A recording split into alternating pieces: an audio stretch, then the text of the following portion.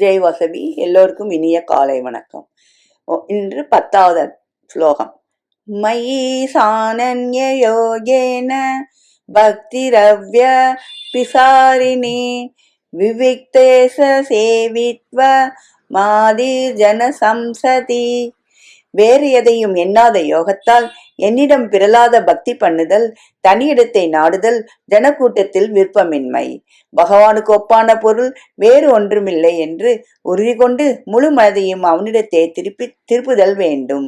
தன் மனதை பக்தன் பங்கு போடுவதில்லை, அது முழுதையும் இறைவனுக்கென்றே கொடுத்து விடுகிறான். துஷ்ட ஜந்துக்களால் இடைஞ்சல் உண்டாகாததும் ஆரோக்கியமானதும் இயற்கை வனப்பு வாய்ந்ததும் தூயதும் மனதுக்கு இனியதுமான இடத்தில் வசிப்பது ஆத்ம சாதனத்துக்கு பொருத்தமானது.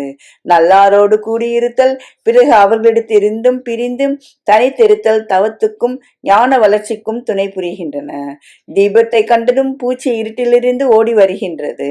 சர்க்கரை பாகிலேயே எறும்பு பிராணனை விடுமன்றி அதனின்றும் திரும்பி போகிறதில்லை. அதுபோல பக்தனும் ஈஸ்வரனையே எப்போதும் பற்றி நிற்பானாகையால் மற்ற பொருள்களை எல்லாம் அவன் கைவிட்டு விடுகிறான். இது ராமகிருஷ்ணர் உபதேசம்.